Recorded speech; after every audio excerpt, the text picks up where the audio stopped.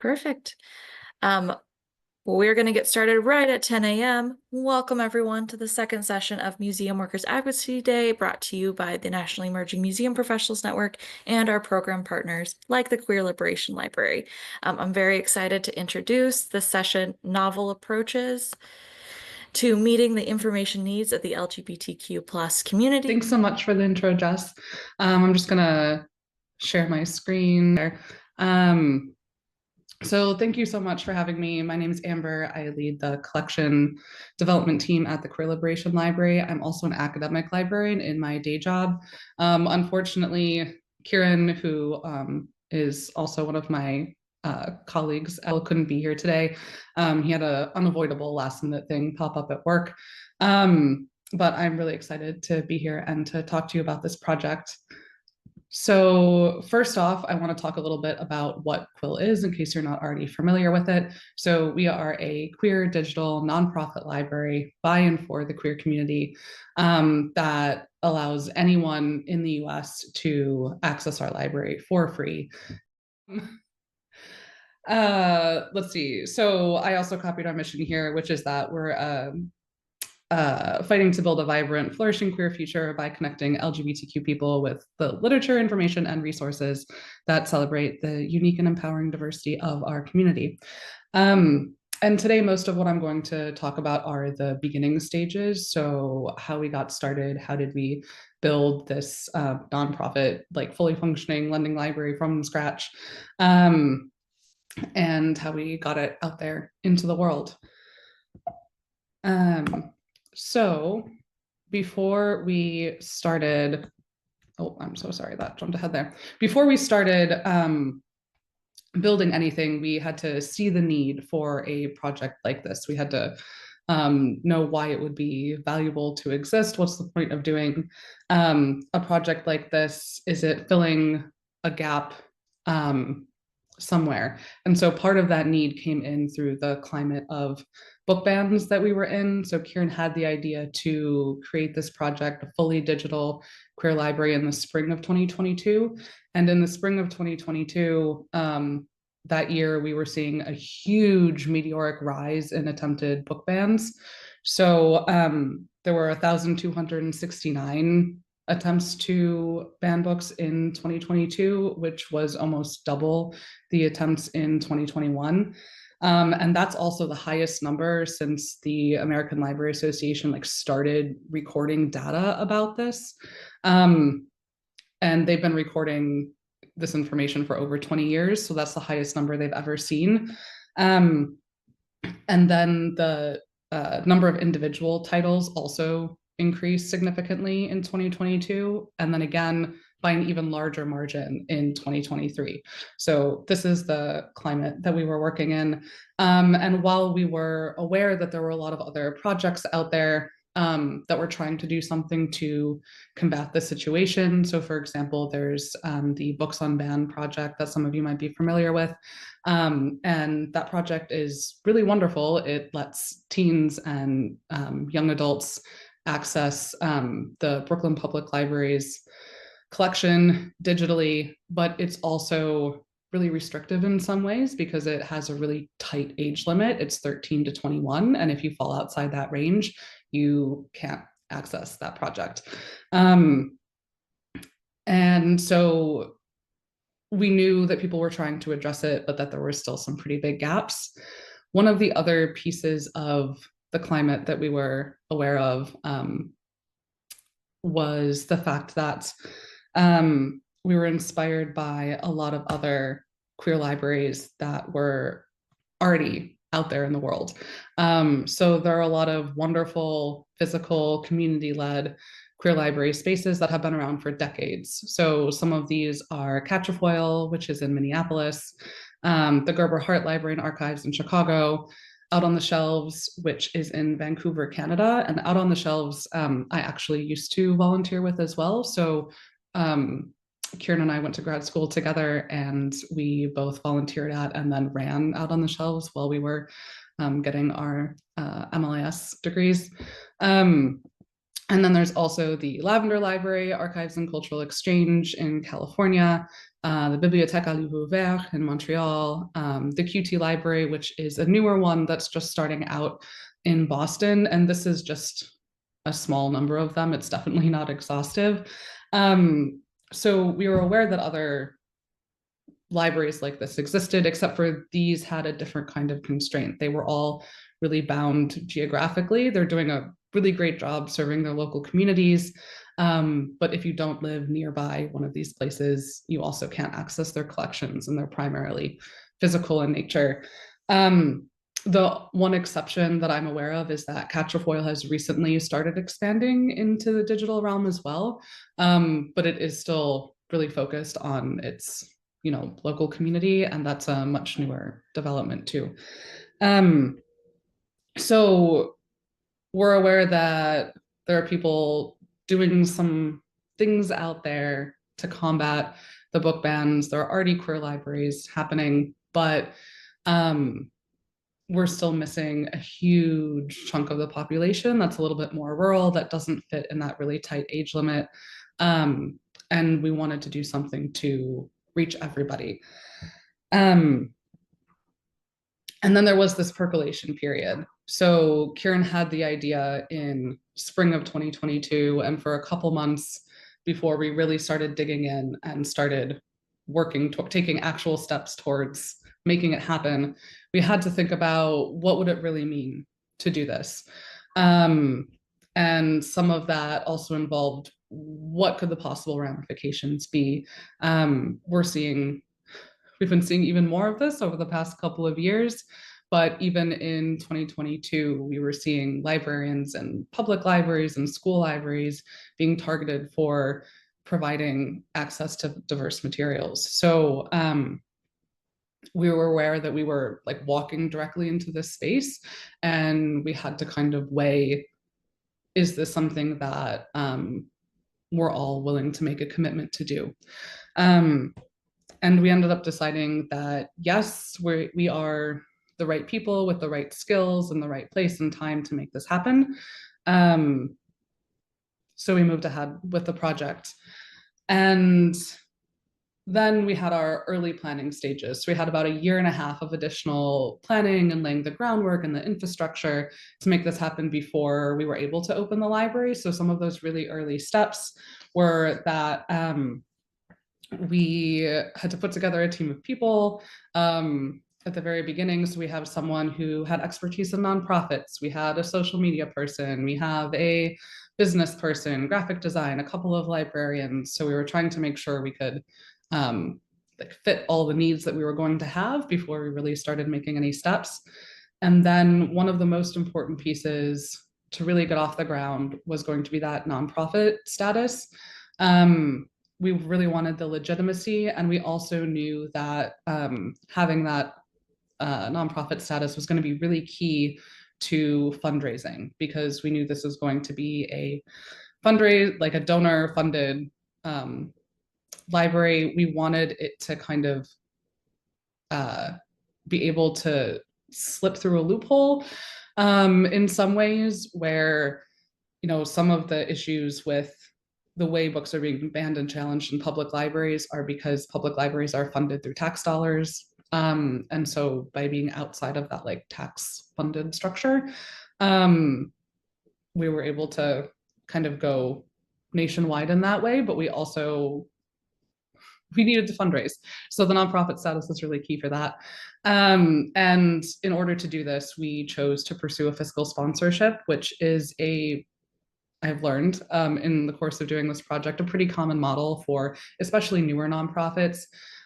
So we're working with NOPI, the nonprofit incubator, and they basically provide us with some services and that nonprofit status in exchange for a small percentage of the funds that we raise. That also removed the barriers of us pursuing the 501c3 status by ourselves. So we could just get started with the actual work of building the library and not worry about jumping through those hoops and all of that paperwork ourselves. So we were accepted by NOPI as a sponsored project in September 2022, and then we could move forward with the other key steps to build the structure for what do we need to actually create a library.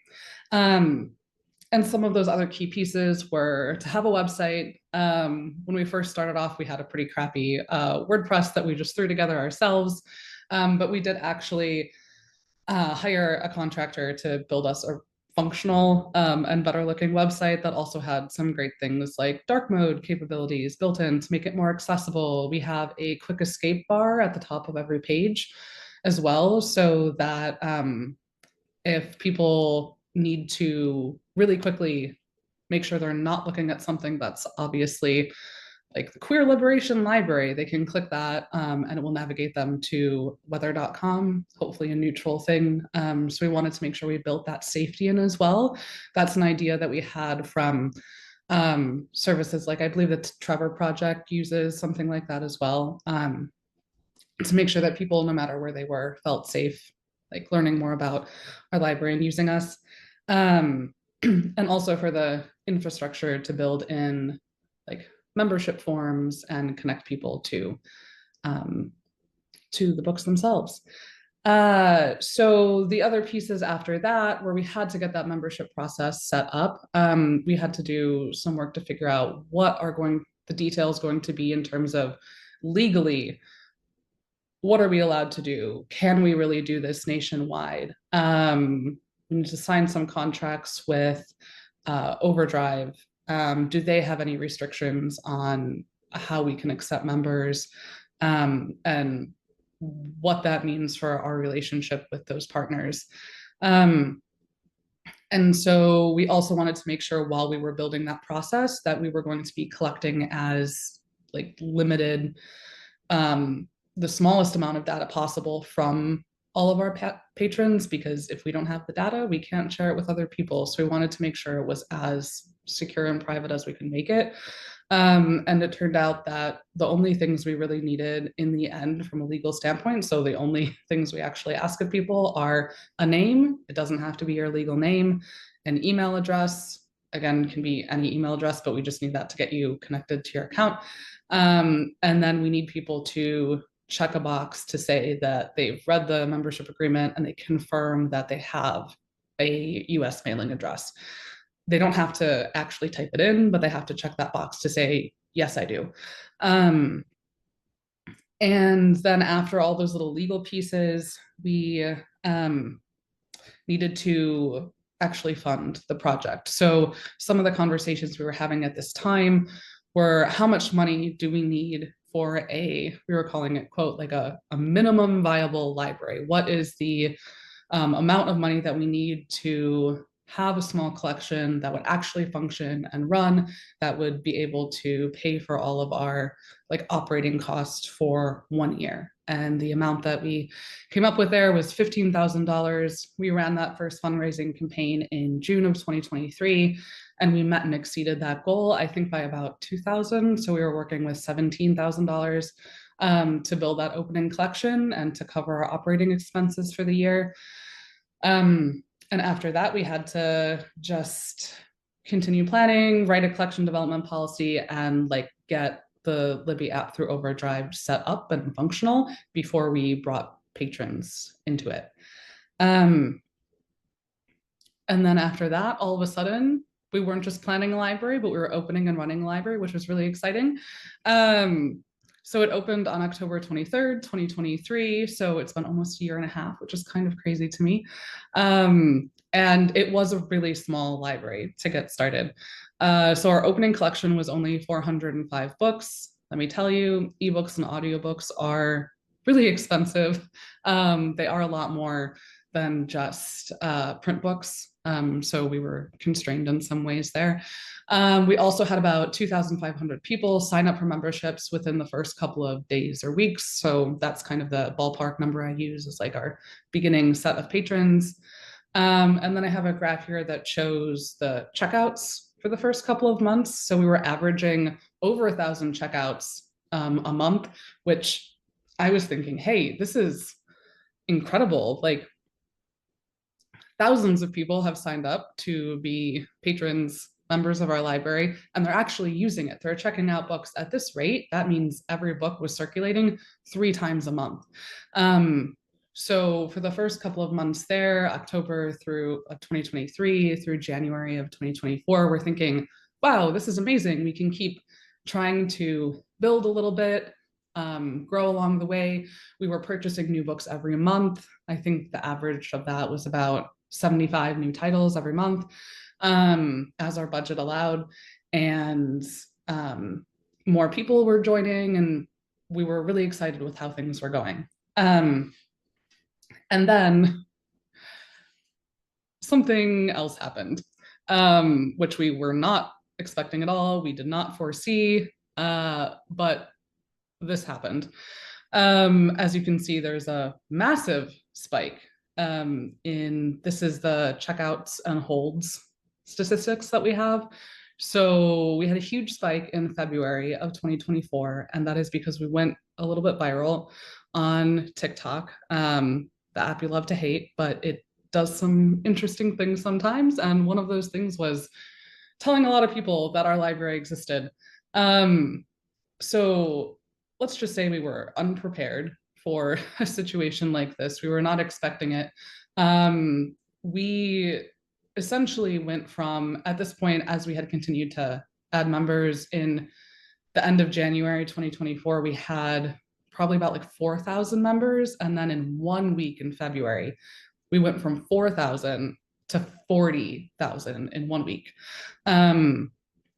Essentially, we were no longer a small library. We were a library the size of a small city at this point. Fortunately, at the same time, we also got a little spike in donations. So we were able to take that, have an emergency collection development meeting, and say, okay, how are we going to make this work? We only have a couple hundred books, and now we have 40,000 patrons. So what do we need to do in order to make sure these people are actually able to use our library? As you can see, the darker blue line here is holds, and that also spiked really, really high right away. And so one of the things that we did was explore how we could make the licensing options that were available through ebooks really work for us.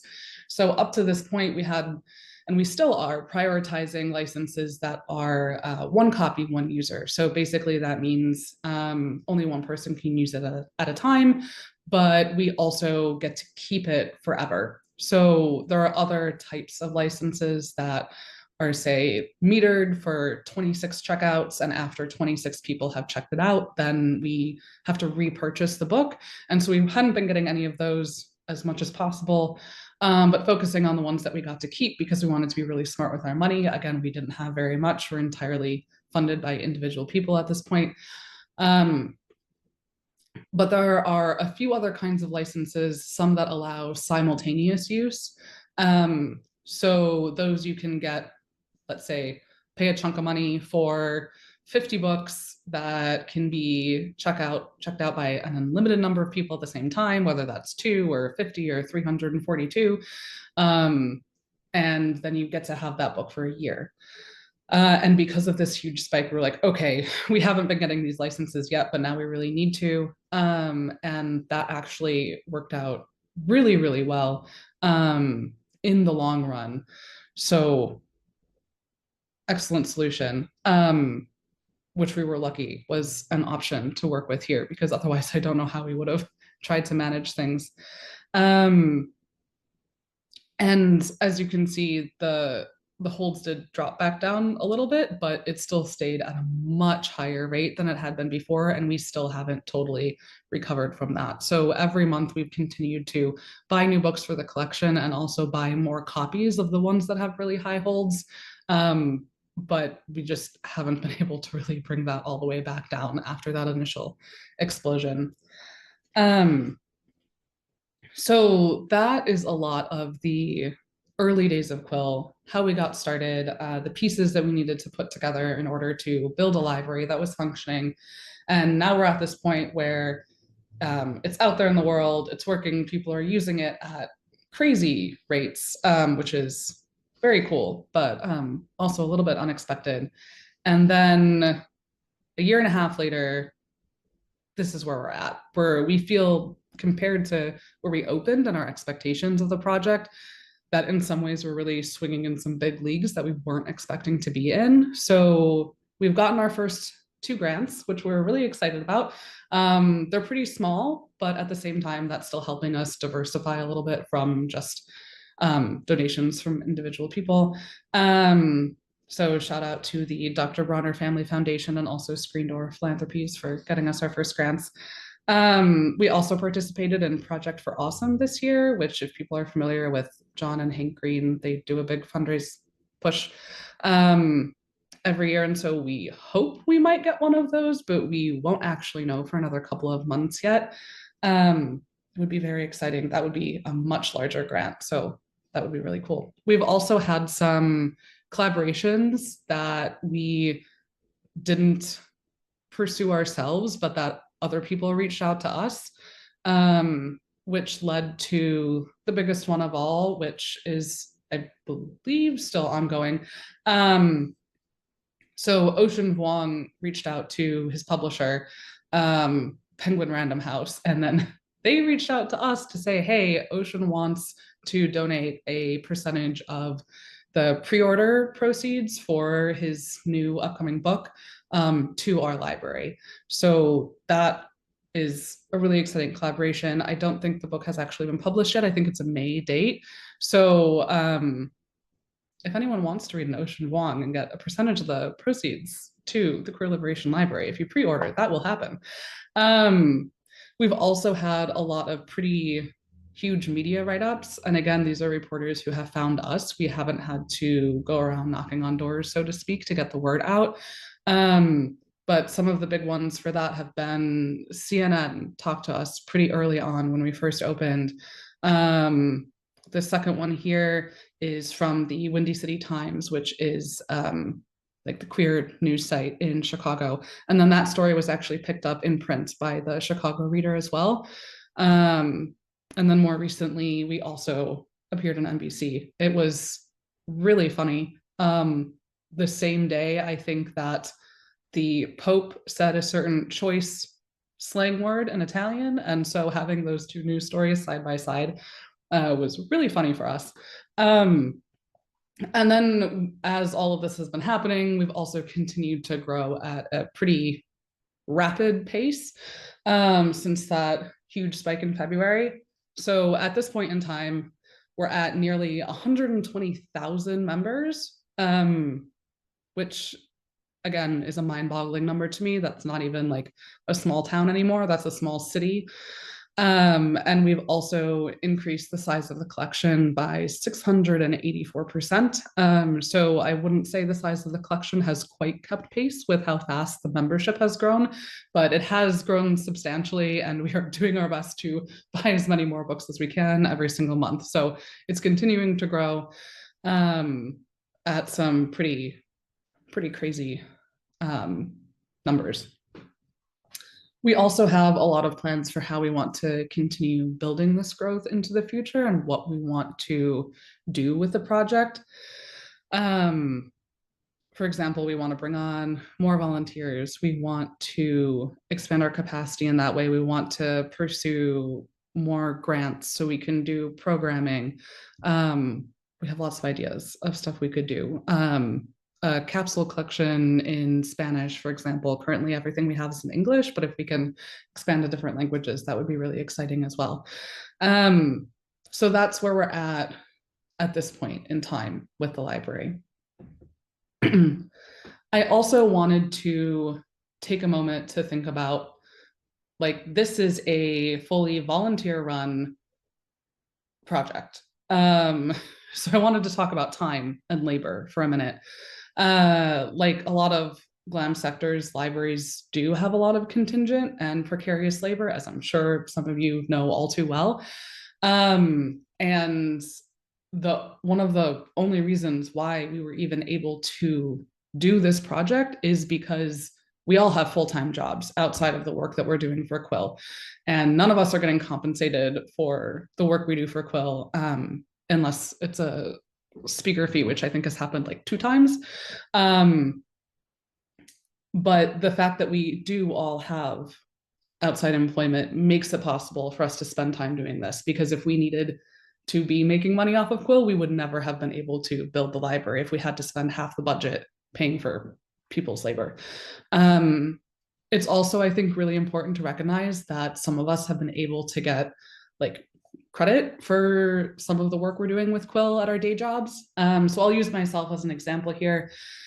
Like I said at the beginning, I'm an academic librarian. I'm also a tenure track faculty member at the university. So because I'm in that specific position, I'm required to do things like service as part of my job. So service on committees for professional organizations or for the university. But one of the other things we can do service work for is to the community. So because this is a library project, I can count it as service to the community, and then that looks good at my job. I'm also required to do scholarship. So if I ever decide to like write or publish or present in any way about my work with Quill, I get credit in that way too. Um, and then some of us also are lucky in like our jobs can be flexible in different ways. And some of us have been able to take Quill meetings during our regular work time. So I think when we like, we have some a relationship set up with lawyers if we ever need to use them. Hopefully not, but we have them in our back pocket just in case. And we were able to take those meetings during working hours. I'm here right now during regular working time. So we have that flexibility. And so we really wanted to think about, okay, so far it's just been the steering committee primarily. The original people who started the project, we are still the people who are doing everything. But at this point in time, with all of the growth that we've had, we are actively working on building up an infrastructure to bring on more volunteers. And what does that mean when we haven't been compensated and we won't be able to compensate other people monetarily when they come on and when they give their labor to this project? So we're trying to find ways to build a volunteer infrastructure that is mutually beneficial, that still gives something valuable to the volunteers. So if that's helping train them on certain things, or they can say they have experience working with like specific projects with concrete outcomes. This is something we're really like in the middle of right now. So I am really happy to talk further with people or to chat about like what your ideas are for how you've navigated those sorts of things like in a nonprofit environment before, because we really want to be intentional with that process. Let's see where we at here. So I also wanted to make sure before we cut away to talk and go through any questions that people might have, that I mentioned where you could find us and learn more about the project. So we are at QueerLibLib on all social media. I think the main ones are Instagram and Tumblr, TikTok, Blue Sky. We're on all of those places. And then also our website, which is queerliberationlibrary.org. And then also, what can you do to support Quill? If you think we're a cool library, you think we're doing good work, you can become a member, of course. You can sign up from our website. You can also spread the word, tell other people that we exist. That's really helpful. We also have these really fun quarter sheets that are printable, that are also available from our website. So you can just download and print those off. I personally love to use my work printer because ink is expensive. So I print a bunch of these out at work, and then I sometimes leave them at like coffee shops across town. And we've actually gotten a few people who have said they found us through these, which is really fun because then we know we're reaching some people who aren't just terminally online, which we love when that happens. You can also donate if you so desire. So I put a QR code up there. Like I said, we have started to get a couple of grants and we're working on diversifying, but really individual donations are like the bedrock of how we're able to continue sustainably on. And then you can also check out our merch. We have some really cool union made merch. So I have the mug up there. I'm also wearing one of the shirts. If not sure if the screen recording is capturing me or just my slides, but you can see it later. And we also have like tote bags and stickers, and we're hoping to maybe get a new item for the early summer Pride season. So those are some things you can do if you're interested in the project. And then we have some time for questions, I believe. I'd also just love to keep chatting about like the other things that people are interested in. And of course, I have to share some pictures of my perfect cat, Killer Mike. But I would love to dive into a little bit more detail about any of these things if folks are interested in learning more about the Queer Liberation Library. But thank you all so much for having me. It was really exciting to branch out into kind of the further glam world and not exclusively libraries.